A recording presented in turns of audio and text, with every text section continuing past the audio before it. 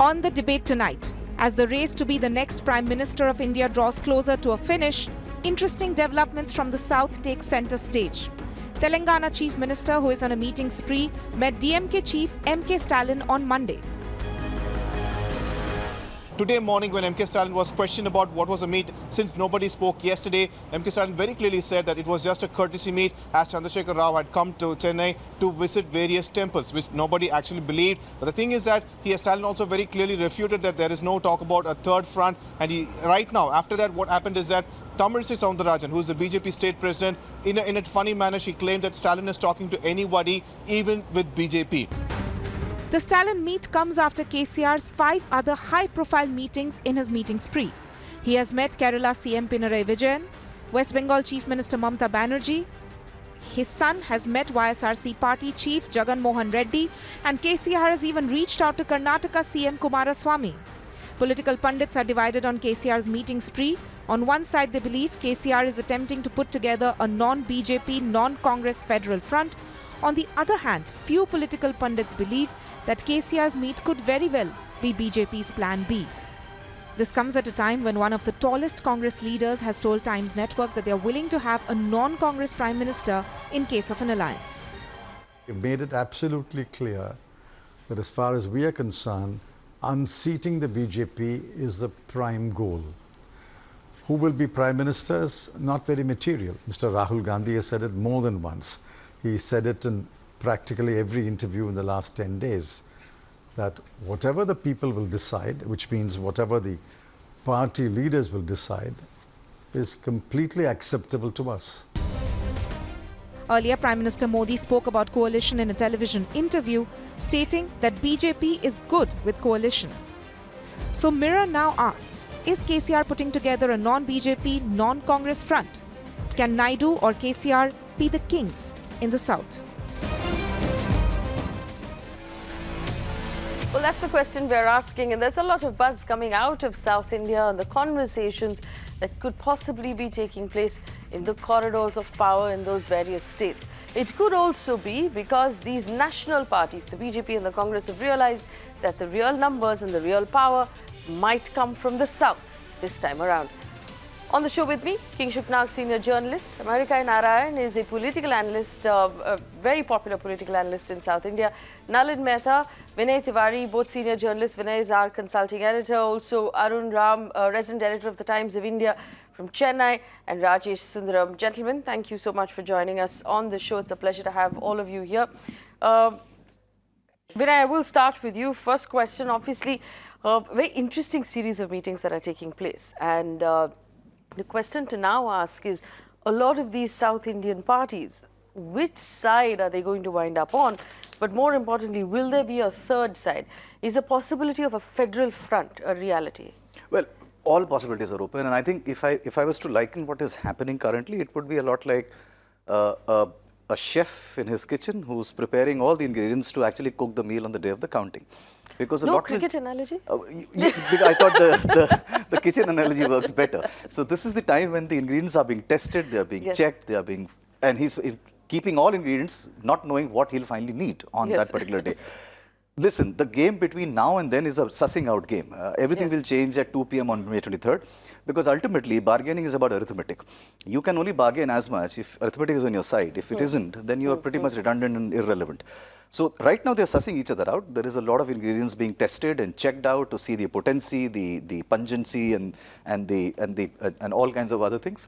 And I think on 23rd of May at 3 p.m. that's when the real dish will start cooking, because you will know exactly which ingredient to pick up and create one of the three fronts that you're talking about. How much heat you have in your kitchen. How much heat you have in your kitchen. So here's the question. If KCR is the one going out and having these conversations, is it because he now fancies himself or sees himself far more clearly as a key candidate for the prime ministerial position, so he's putting together a team per se that he can captain?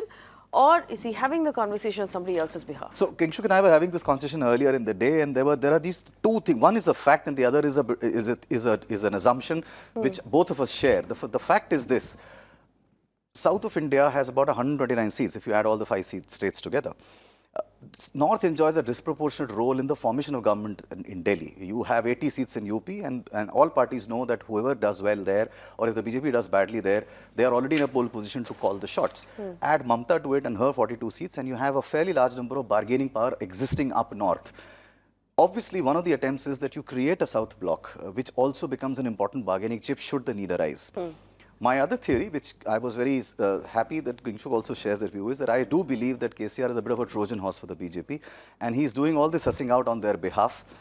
They've kind of outsourced this job to him to test the waters. He's of course going and meeting Pinarayi Vijayan as well, who obviously can't go with the right. That was going to be my because next he's question. also a wily, clever man. He's going to keep his options open too. But I do believe that he's doing this because he sees his opportunity with Chandrababu Naidu little bit sideline. I mean, he walked out of the NDA. He's not expected to do very well. And KCR sees his chance of being that great southern unifier where he can use all of that and bargain at the center. Let me take the question to Kingshuk Nag. Mr. Nag, do you see KCR putting together a team for himself to captain, or negotiating or perhaps putting together a team for the BJP? Well, he can do both the things. He's an ambitious man, and given half a chance, he'll want to become the Prime Minister himself. But he's a realistic also, and he knows that Modi is not going to leave the field open for him. So right now, he's acting on behalf of the BJP, no doubt about that. But at the same time, let me tell you, he has told his official spokesperson of his party to go soft on the Congress. This is confidential information, but I know that he's told his spokesperson, please go soft on Congress from now onwards. In other words, he wants to keep the door open for the Congress also. But basically, I think he's doing all this on behalf of Narendra Modi to form a federal front which will support the BJP government if the BJP parliamentary party if their numbers are short, which I think they will be, and I also have my own guesses about what the numbers will be. And he's also doing it because little earlier, 2-3 months ago, Mr. Naidu was doing the same thing on behalf of the UPA. And let me tell you, I know it for a fact that Mr. Naidu had so negotiated that Rahul Gandhi had agreed to be the UPA chairman, nothing more. And possibly Naidu thought that if he gets the numbers, he can become the Prime Minister. So and by the way, Naidu and KCR are sworn enemies. So whatever Naidu does, KCR does the same thing, but from the other side. So this is basically the game. Ultimately, what will happen, we don't know. Everything will depend on who gets what numbers. We have got guesses, of course, who will get what numbers, but then the final numbers will be shown only on 23rd. Right now, we don't know. And I think KCR also went to Mr. Pinarayi Vijayan because in Kerala, the left parties are very upset with the Congress because Rahul Gandhi is standing from Wayanad. So he got his first opportunity and met him. Of course, CPM is not going to support a BJP-led government. That's a different thing. And Stalin is the first guy who realized what the game is. Stalin has been repeatedly saying that Rahul Gandhi should be the Prime Minister, though I think he'll be agreeable to somebody else also. And therefore, he saw the game of KCR and therefore he buffed him. He first didn't want to meet him, then he met him after a long time, and then today he made clear that it's a courtesy call. So yes, before the election, a lot of jostling is taking place. What will ultimately happen, we don't know. Because there are other players also, like Mamta, as you say. Mamta, Mayawati, Naveen Patnaik, Jagan and Mr. KCR are being targeted by BJP. BJP, I think, will get around 205 seats. So they need allies. And these three parties are going to be their prime target for alliance. With that, I don't know whether they'll form a government or not, but this is my understanding of what is happening and is also based on source-based information. That's really interesting, and I want to bring in Mr. Narayan, Mr. America Narayan. Mr. Narayan, it's very interesting. Sources tell us now the conversation between KCR and Stalin of the DMK. KCR invited Stalin into a federal front. Stalin invited KCR into the UPA. What are you making of this conversation? Do you believe that there's, there might be an outside chance that KCR is negotiating or prepping the floor for the BJP? Well, first thing is that somebody quoted an analogy of a kitchen. I am saying I have worked in the hospital in the admissions department when I was going to school in the US. I can say this case, the federal front, is dead on arrival. So let there not be any doubt. And Mr. Stalin has also made it clear that the federal front as far as he is concerned, is dead on arrival, number one. Number two is that, see, I have been talking to thousands of people who, in the last time, 2014, have clearly voted for Mr. Modi and Modi Sarkar. Now, I have talked to a lot of them. I can tell I have seen people deserting from Modi, but I have not seen anybody who have not voted for Modi in 2014, voting to say that they will vote for Modi. So clearly, the Modi Sarkar is out. Now, the BJP, without Modi Sarkar, is trying to stitch NDA. Now, you can see that even when Rao came in here, he talked about secular front. I think BJP and Modi Sarkar is already sunk. BJP is a sinking ship as far as Tamil Nadu is concerned, and it sees more and more other people are seeing it as the poll dates go. Now, in Tamil Nadu, Stalin clearly supports, and he's the first person who projected Mr. Rahul Gandhi as a prime minister, because the Tamil Nadu voters clearly, when there was a pre-poll election done who they want to be the prime minister, more than 50% of the people, 2-1, wanted Rahul Gandhi over Modi. So Stalin, clearly being a regional party, picks up and says what are the sentiments of the people of Tamil Nadu. And he reverberates, and he's a very good ally. DMK has been very clearly said in the past, when Kalaignar was there, when he fights hard. When he stays with you, he's a best friend. And Stalin has followed Kalaignar's way, where he has been a good friend with Congress today, clearly not making any changes and not giving any doubt to the opposition. Now, if you look at the entire southern states, BJP, none of these parties are depending on BJP. But relatively, Congress is relatively stronger compared to BJP in every state and even in Tamil Nadu. So it's very clearly shows the southern states would prefer Congress over BJP, not only for their own wish, but it will strengthen their hand. For example, if Tamil Nadu elections were to come, if Stalin were to be part of Congress, he has a better shot. Yes, a better shot. All right, let me just bring in the other guests on this, because you've said two things.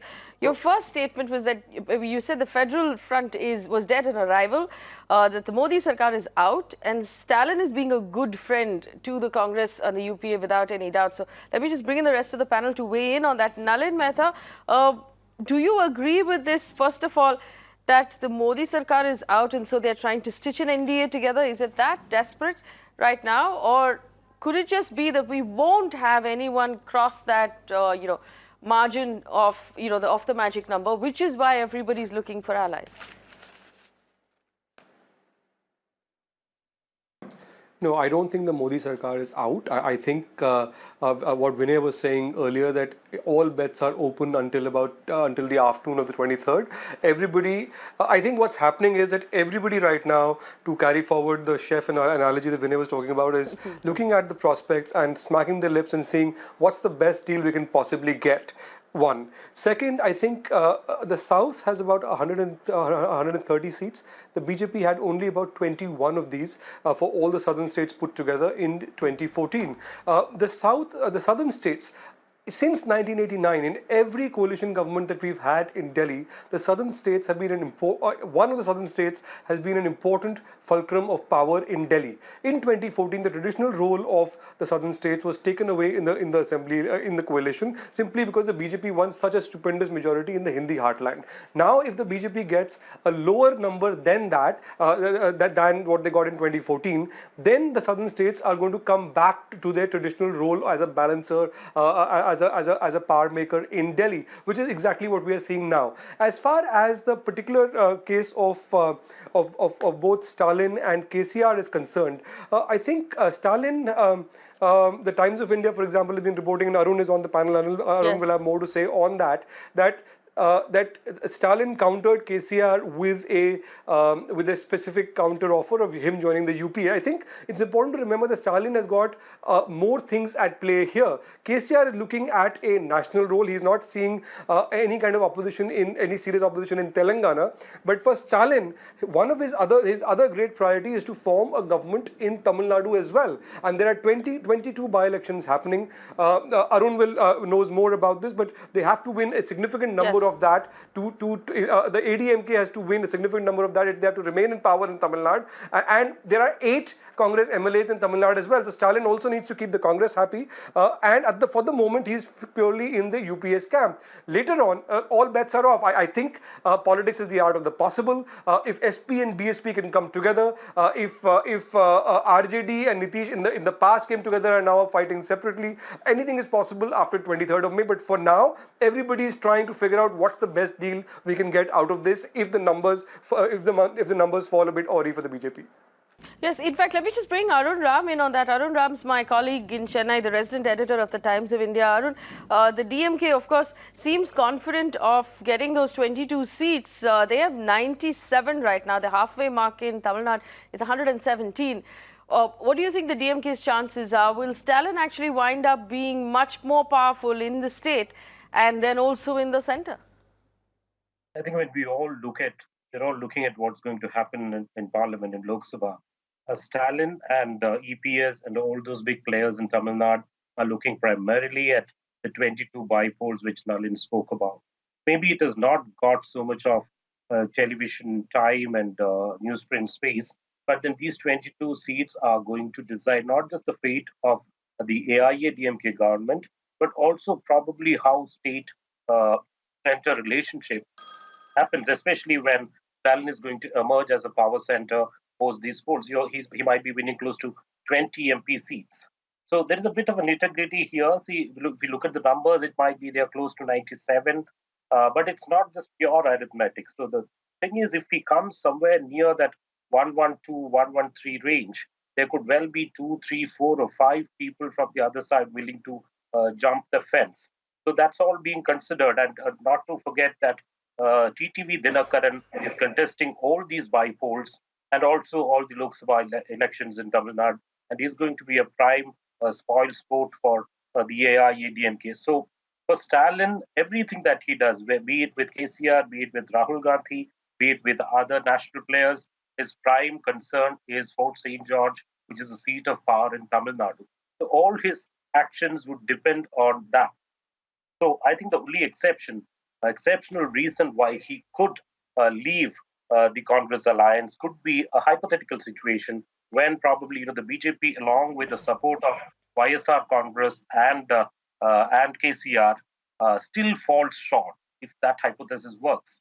And if he needs probably 50-20 seats, which Stalin might have. And what if he makes an offer saying, Stalin, why don't you come over? Because your primary concern is to come to power in Tamil Nadu, we'll help you do that. That could be one temptation which Stalin would find it hard to resist. But that is again a completely a post-poll scenario depending on the numbers. So I, for one, doesn't believe in this great loyalty factor, because you've seen Stalin's father jumping from one side to the other in the late 90s, from 98 to 99. When Jayalalitha withdrew support to the NDA, he was the first one to support it. So the Vajpayee government fell. He went over to that side and supported the government. So we have seen all these Dravidian values and this the great Indira Gandhi, DMK love for each other. All these things which are being spoken about could be nothing when the post-poll numbers. Yes, in fact, Arun, they've also said, Stalin has also said that he will quit politics if he ever joins the NDA. That will be the end of his political career. But this is also the season for politicians to make these big statements. Gautam Gambhir had said that he would hang himself, in fact, over... Never a politician quit on anything like this, ever. So, they always find a reason to justify. Know that, Stalin was one person. Yes. His entry into politics, he should thank the Congress. He should thank Indira Gandhi's emergency, because he went to jail, he got bashed up. He still cannot stand straight. He has a back pain because of the bashing up he received with the lathis of the police of the Congress, and so to see, right? So that has been his launch pad to Congress. But there is absolutely no bitterness in him when he says that, when he welcomes Rahul Gandhi as his leader, as the prime ministerial candidate. So if he can do that, he can always go back. You've seen the history of Indian democracy has shown that how easily they can traverse across these borders. So that's not a matter at all. So as Nalin pointed out, I think the main point here is how many seats he's going to get in the by-poll and whether he is going to become the chief minister of Tamil Nadu. Then comes the question that whether he would need a friendly center, a friendly party at power at the center. Yes. That's why yes. he needs That's Congress. where the equations could well change. So, in fact, Rajesh hasn't spoken yet, and then I'll open this up for everyone to come in. Rajesh, the other thing that Mr. Narayan said, which was interesting, was that DMK is currently being a good friend to the UPA and not leaving any room for doubt or any room for concern. Do you think that that's a given between the DMK and the Congress, and that there won't be any room for concern?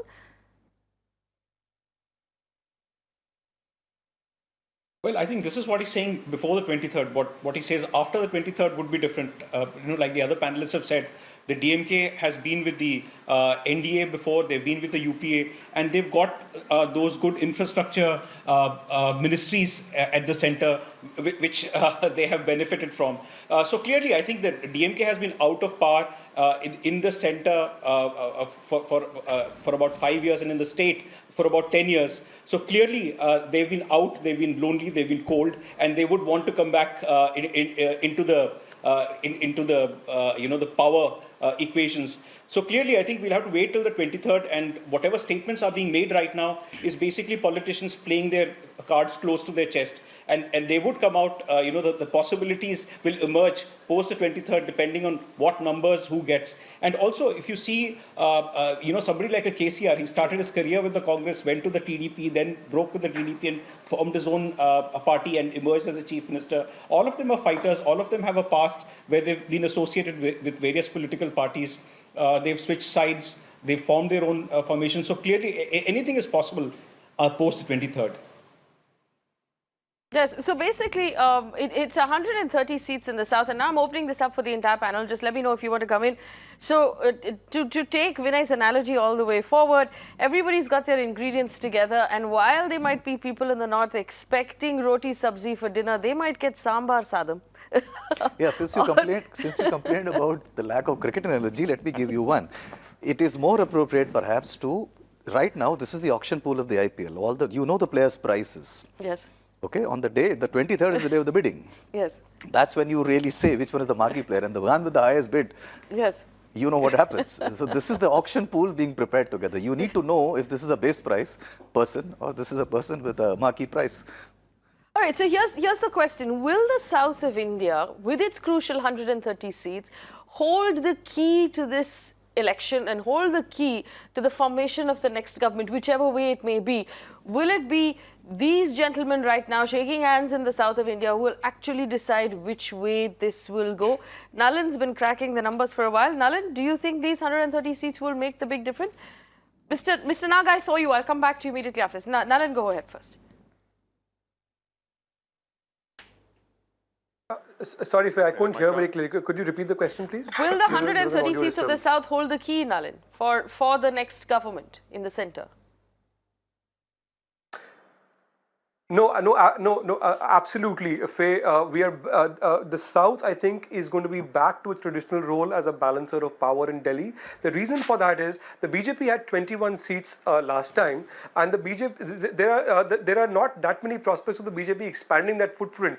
In the BJP last time won seats in what is now Telangana and Andhra Pradesh, but that was in alliance with TDP. They're not in alliance with TDP there. In Kerala, they're looking at getting 1 or 2 seats and opening their account there. In Tamil Nadu, they had 1 seat in Kanyakumari last time, Pon Radhakrishnan's seat, and that's pretty much about it. So if the BJP doesn't expand its foot, in Karnataka, the BJP has never got less than, and it's looking to repeat that roughly 15-16 seats or something around that number. So with the exception of Karnataka, there is not much prospect of the saffron footprint increasing in any significant way from 2014.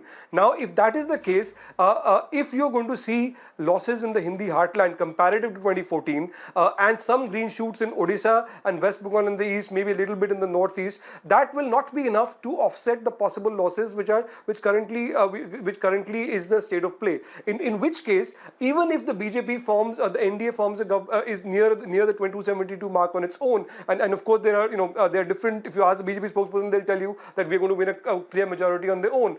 Be that as it may, if there are various indicators, you can see from all political parties have got ground feedback right now from the first 6 phases. They're all making their calculations, and those calculations right now are that I think the regional parties see a chance. The fact of the matter is, even in 2014, when the BJP had such a high number and the NDA was around the 330 mark, even then the vote share of the others, the non-BJP and the non-Congress parties, was almost equal to BJP and Congress put together. The seat share was also almost equal to that. The only difference was the huge difference in the Hindi heartland for the BJP and its higher strike rate there. If that comes down a little bit, you'll find the other parties they'll all have much more of a chance to partake on that table, and that's what they are banking on. So obviously the 130 seats are going to be crucial. So here's the next question. I'm actually going to stop asking whether these gentlemen are going to become kingmakers. I want to know, is there a possibility of a king from the south? So might we see a prime minister from the south of India? Is that a possibility? Vinay, I'm putting that to you first. On a scale of 1 to 10, what are the odds of that happening? Oh, no, of course. I mean, it can. It can happen. It can, because look, when the game is open, and as I said, everything depends on the arithmetic. The person who perceptionally will offer the least resistance to anyone else's ambition does have a chance. And as I keep referring to the history, if Mr. Inder Kumar Gujral can become the Prime Minister, anyone can become the Prime Minister. And I actually have a list of these minority sort of governments that were put together, and it is possible. I saw Mr. Narayan's hand go up. Mr. Narayan, on a scale of 1 to 10, what is the possibility of a South Indian Prime Minister in the next government?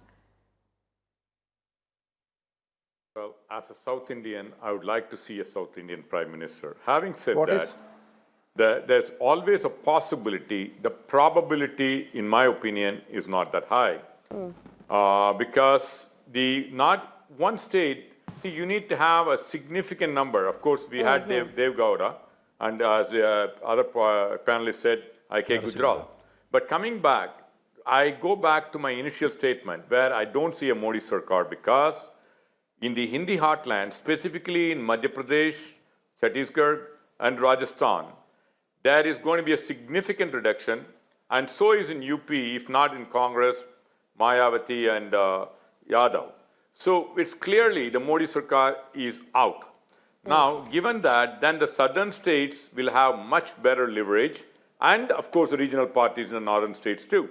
And none of them are, one other thing, if you really look at it from their point of view, in order to keep their space, they want to edge out the national parties, be it BJP or Congress. Now, the strongest of the two is BJP today. So they will not ally with BJP, and their natural choice is Congress today, number one. Number two is that Congress has a wider appeal in southern states compared to BJP. Like in Tamil Nadu, Congress is at least 3 times bigger than BJP, and hence that the southern state people would rather support Congress because it also gives them an advantage when they contest for their legislative assembly.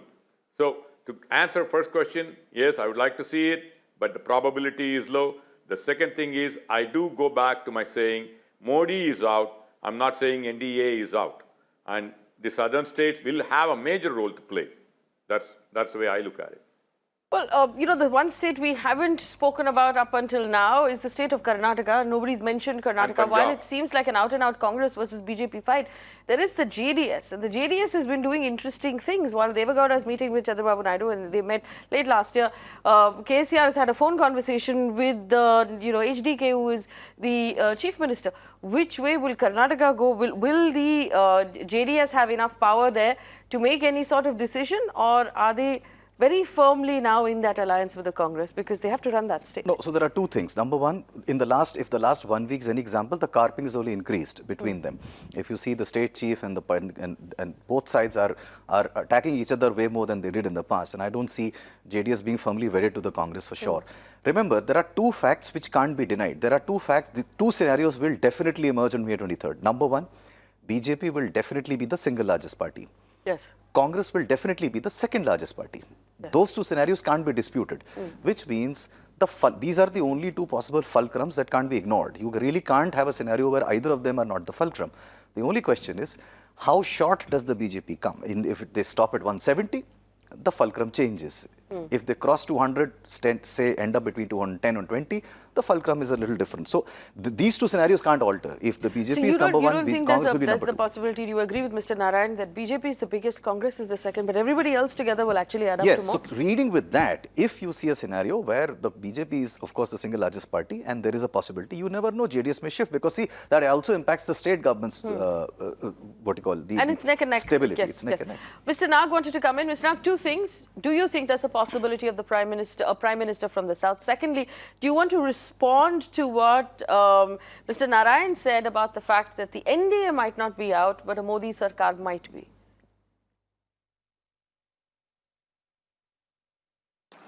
Well, second question first. I think Modi is not going to leave his position very easily. So if you think there will be a BJP government, I think it's very difficult to keep out Mr. Modi because he will ensure that he is in that. Of course, I understand that RSS and all can think of having other Prime Minister other than Modi. But knowing Modi well, I know that he's not going to leave his position very well. So that is my second question, answer to the second question. Third, why are we focused on South India? Because we are from newspaper and we look for headlines. South India. What is South India? What is so common between, say, Malayali culture and Telangana culture? Why use such arbitrary terms? Because there are other important players also, and I think a very important player is Mamata Banerjee, whom Chandrababu Naidu has been going and meeting in Calcutta. Chandrababu Naidu is the most strident opposer of Mr. Naidu, and I don't think she will also leave a chance to become the Prime Minister.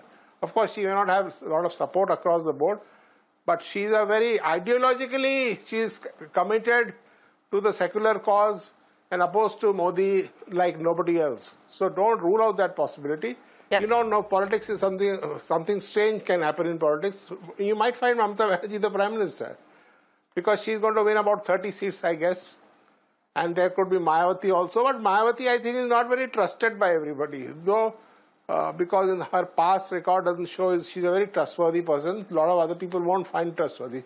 And in the end, like I.K. Gujral became the Prime Minister, some innocuous character from somewhere could become the Prime Minister. You never know. We don't know. I don't want to take names. So to answer the question that Mr. Nag asked of why we're so focused on South India, first of all, just like newspapers, even in television channels, we have to look for headlines. So we're going to, between now and the 23rd, Mr. Nag, we'll split the country up. We'll have one discussion on the West, one on the East, one on the North, and one on the South. Now, we've put together mostly people from various states in the South, except for Nalin and Vinay, who, let's say, represent central India right now. The rest of us are all fans of Sambar Sadam. So our idea is to just examine what's happening in the South. Also, a lot of these conversations and interesting meetings are happening in the South right now. Not so much. I mean, Mayawati has held her cards fairly close to her chest. We don't know what she's doing. We don't know who she's talking to. Can I come in, please? Akhilesh Yadav, except for Akhilesh Yadav. Yes, Mr. Narayan, go ahead, please. I just want to throw in a name. Yes. I just want to throw in a name. Raghuram Rajan, another economics prime minister outside politics.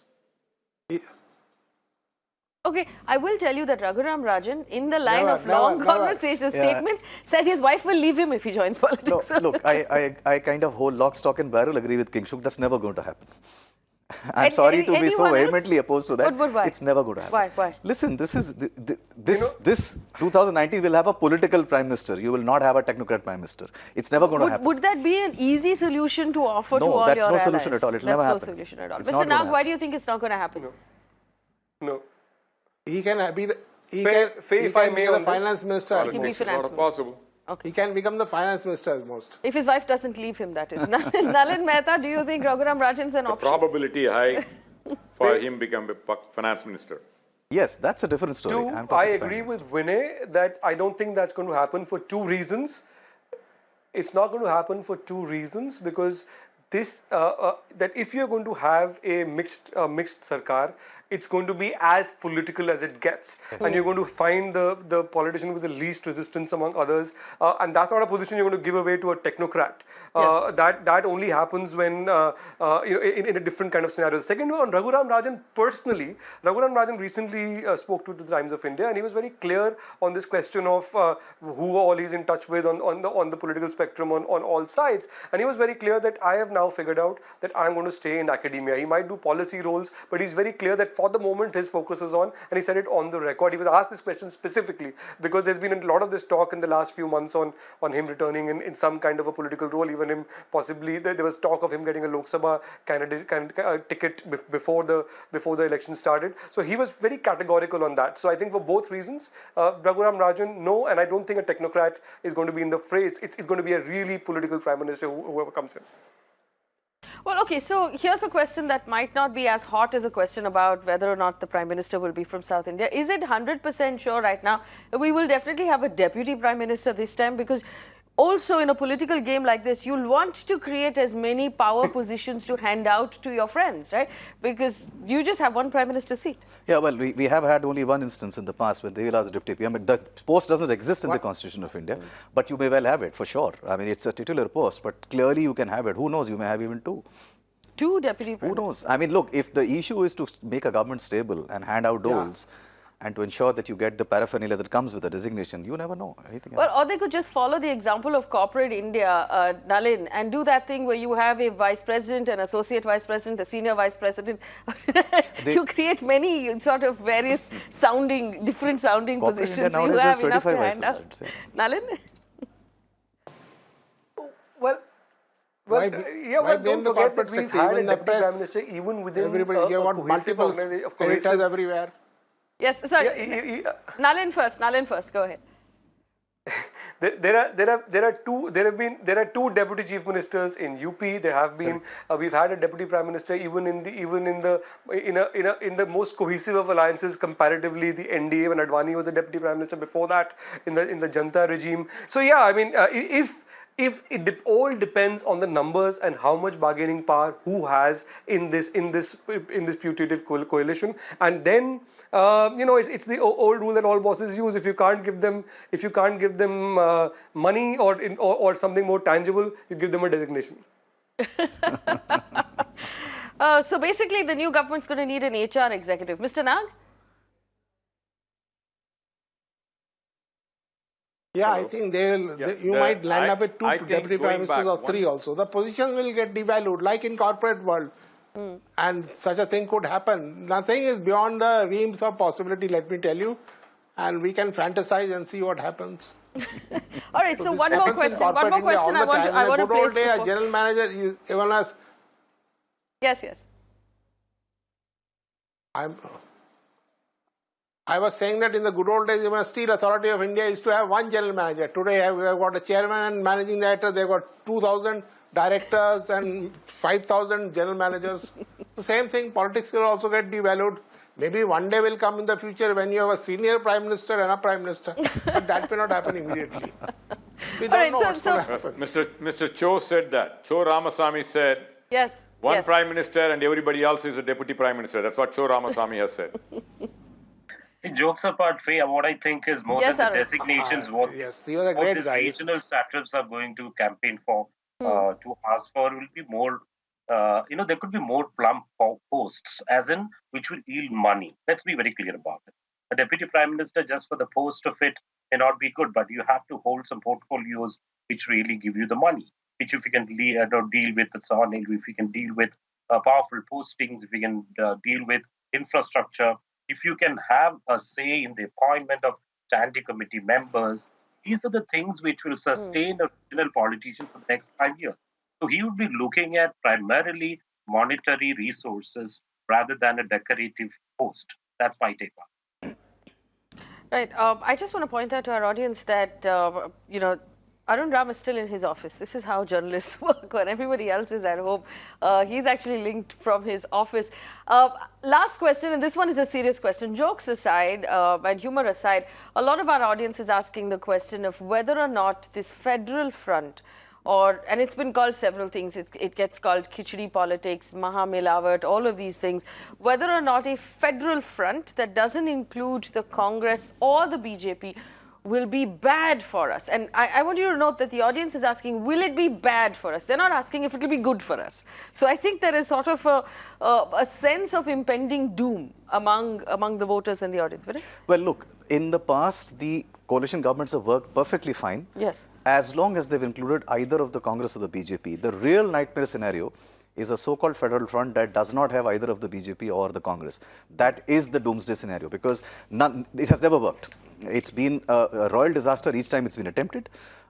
You need to have one of the two large blocks to be part of the old coalition government at the center. The coalitions have worked perfectly fine. Both the UPA and the NDA have run coalition governments and they work fine. As long as you have a one large unifying block. If you see a situation where there are 40 seats, 30 seats, 10 constants, that's a royal disaster. That's a royal. Okay, anyone has a disagreement to that, or does everybody agree? Ms. Arun Ram. I think the whole concept, this is a concept, a federal front. There is nothing called a federal front or a third front. But there is a fact, I may disagree with Nag in saying this. There is a feeling, though many of us may not feel, that among politicians and among people, that the South, when I say the South of Vindhyas, do not get as much as some of the northern states get, primarily because the number of seats being represented by the 5 southern states is much less. Having said that, there were also times when when there was no federal front, these people wielded enormous power. Look at 2004. 2004, Tamil Nadu had 12 ministers, mind you, 12 ministers, 7 from the DMK, including plum portfolios like telecom. You had forests. You had TR Balu. You had Dayanidhi Maran. You had the PMK health minister from here. So this is the time. 2004 is an example of how one state in the south wielded so much of power. So you didn't need a federal front as a concept to have a kind of geographical distribution of power. But then what KCR is trying to do is to cash in on a cohesion of that region, especially when he knows that these 17 plus 20 plus 25 seats, most of them they are going to win. Why can't we form a triangle? Yes. Geography is just incidental here, but the numbers are what that matter. And that is, he's just giving it a name. I don't think we should be carried away by the name federal at all. It is more of a cohesive front. He wants to bargain for more power, lobby for more power, and obviously positions which will yield the monetary support to sustain themselves for the next 5 years. But that's a very interesting point, that maybe it doesn't need a federal front, but one South Indian state might become powerful. And I just want to take this to Rajesh. Rajesh, Tamil Nadu, it brings in 39 seats into Lok Sabha. So is it possible that the Chennai Super Kings won't be disappointed this time, because Tamil Nadu might actually be able to pip everybody else, because we might have a chance here where Stalin is that Chennai Super King who might be able to win this time?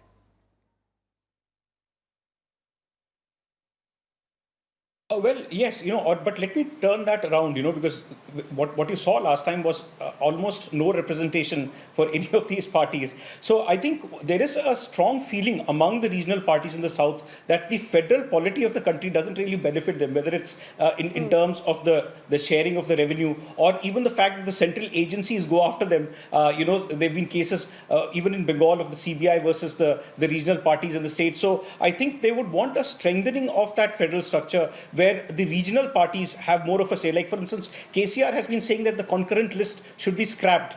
And you have similar sentiment coming out even when Karunanidhi was alive, in terms of what the relationship between the state and the center should be. Also, there is a sense that the national parties at the center, when they come to power, they become bullies, and that, there should be more share of decision making with the regional parties. So clearly there is two sides to it. And when they talk about a federal front, it does come out of the experiences that they've had in the past, where they've been coerced, sometimes bullied, sometimes and felt that they've been neglected, especially when there's a big natural disaster that strikes. The kind of assistance they expect from the center is not, what they is much lesser than what they need. So all of those things also go into the background of why KCR or the other leaders are talking about a federal structure and using the word federal. I saw Nalin's hand go up. Nalin, we shouldn't forget that Andhra Pradesh has 25 seats, and Jagan Mohan Reddy might walk away with quite a few of those 25 seats. Yeah, and Jagan has been pretty clear that he'll align with whoever gives special status to the state, and I think both Jagan and KCR. This is something that I think was being talked about earlier, that they are both more they're more likely to go with the BJP than with anybody else. But the point I wanted to make was that, look, the Congress will have a very clear role in any coalition government that comes, in any non-BJP coalition that comes, whether inside or outside. The reason for that is the Congress had 40 plus seats last time, but almost all the seats where it's hoping to get some kind of a revival back in, they are all in the Hindi heartland, barring UP.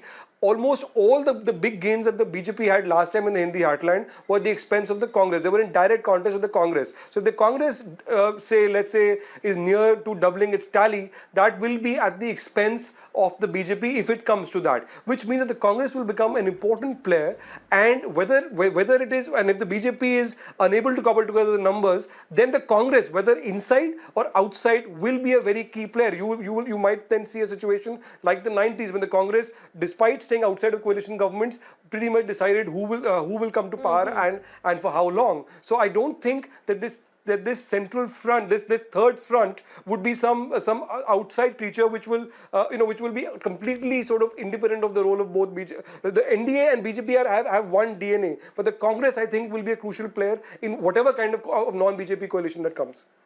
All right, Vinay, do you agree? And Congress has a... Yes, of all of the options we put up on the screen, who's most likely to support Narendra Modi and the BJP post the 23rd right now? Well, from the south, definitely. I mean, Jagan has said so openly yes. in many ways that he's willing to do that, and he'll probably will look at it. I also don't keep this beyond KCR for sure, because I do believe that he's warming up to them. But if you see non-south, I think one of the safest allies and a dream ally for any party would be Naveen Patnaik, because I insist and I strongly believe that he's perhaps the only regional leader with some substantial seats who doesn't have prime ministerial ambitions. He's happy in Bhubaneswar, and not many people are like that actually. He's very comfortable there. So he's a dream ally for anyone. So, but will Naveen Patnaik be able to? Odisha has 21 seats. Yes. Will that be enough? So obviously you're assuming that the BJP plus or the NDA will settle 21 short of the number, or no? So not as a singular ally, but yes, certainly as an ally. I mean, of course, they will probably settle way less than that. I mean, if they are only 20 short, BJP has no problems. Yes. Honestly, if the BJP comes back to 250 seats, they have absolutely no problems. They'll just, I mean, they will not even have to make an effort. People will just gravitate on their own. Okay, so actually, that's the other question I wanted to place before the panel, Mr. Narayan. I'll bring that to you. You did say, of course, that you believe that the NDA is stitching together, an alliance or maybe a tapestry of alliances. How far short do you believe the BJP and its existing allies will fall, and how many seats do you think they will need? Well, I think we are all just looking at the thing, and it's only a guess.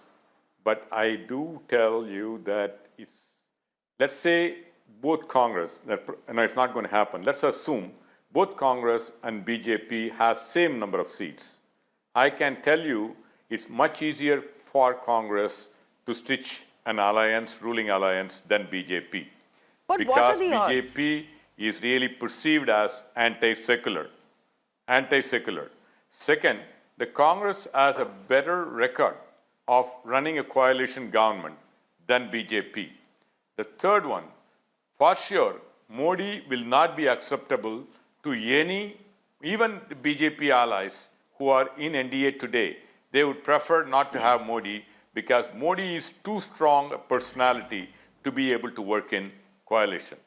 Now, the number game, if I were to pick a number, it'll be closer to 200 plus or minus 20. That's the way I see it for BJP. And I see Congress plus or minus 130, 20 this way or that way. That's my guess. Okay. It's a wild-ass guess.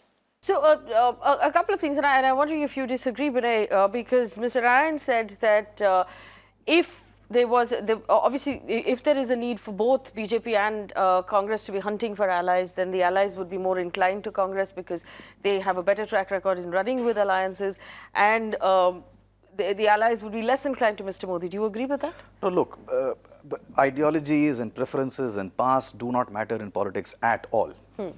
These are all idealistic notions we have. That's not how politics works at all. Frankly speaking, on the 23rd of afternoon, people see what's their best chance and shot at power. Secular parties become communal parties overnight. Communal parties become secular parties overnight. Yes. Seculars become pseudo-seculars on that day. Yes. Any shape can be acquired. It's like amoebic. It's like an amoebic situation. You can acquire any shape on the day, depending on how close you think you are taking a shot at the power. So, I mean, I don't believe in this theory that they'll be more inclined towards X or Y. This inclination will only come from a numerical point of view. If the BJP stops way short of the halfway mark, the inclination will have a different price to it. If they are closer to it, the inclination will have a different price to it. There is no permanent ideology, friends or enemies in politics. All right, we're going to leave it there. I want to really thank my panel for being very kind with your time. It simply boils down to this. The south of India has 130 seats to offer in Lok Sabha, and it does seem like, given all of the buzz that's going on, that these 130 seats will become crucial.